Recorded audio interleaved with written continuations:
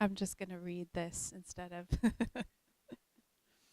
So, over spring break, I had the privilege of leading a team of 8 high school girls and 2 other leaders to Thailand.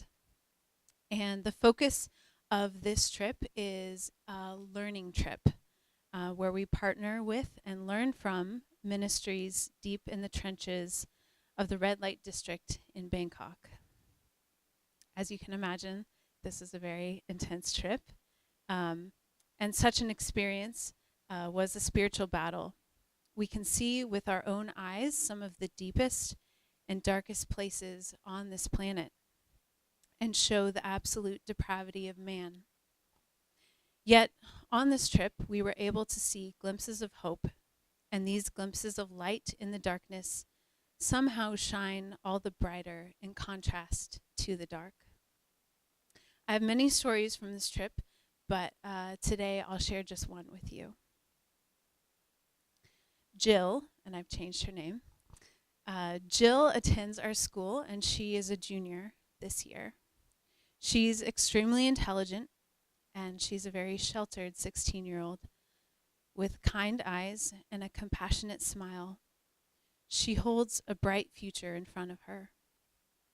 This bright future, surely pushed on her by her ever-achieving Korean parents, consists of Ivy League schools, some lucrative career she probably doesn't want, and high academics along the way.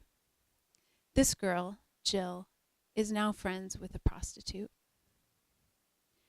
Jill confided in our team earlier during this trip that she doesn't like to cry, especially with people. She only cries alone.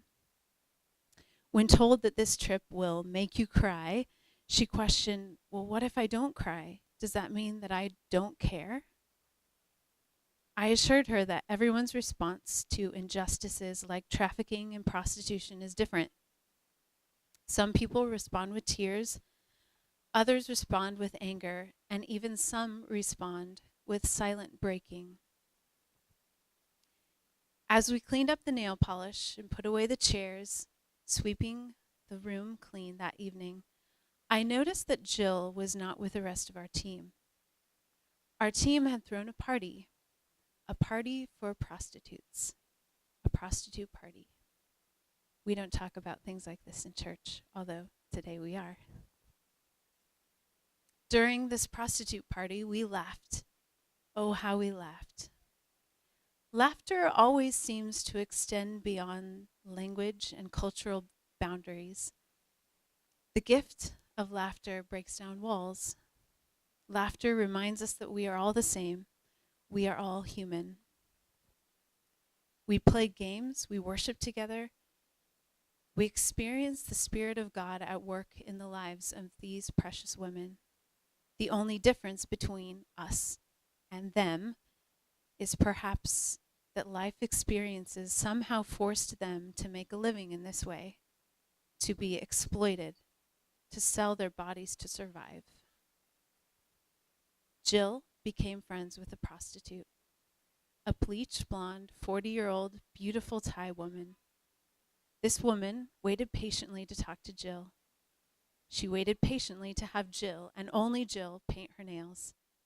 They laughed together, trying to bridge the language gap and make a strong connection that night. The 16-year-old Korean girl and 40-something-year-old prostitute. After the women left and we continued cleaning, I discovered Jill in the corner, alone, with crocodile tears coming down her eyes. She looked away from me as I approached her, embarrassed. This young girl who doesn't like to cry in front of anyone. So I simply wrapped my arms around her. And she said, yesterday, when we saw the women standing in front of the bars on the streets, I was numb. I didn't feel anything. But tonight I realized these women are people. And in sharing this with you this morning, one of the values of our church is that we help hurting people. And Some of you might think you have to go on a trip or you have to go somewhere to do that. And the truth is that we can do that each day. Each Sunday that we're together, each day of our lives, we can reach out to people that are hurting.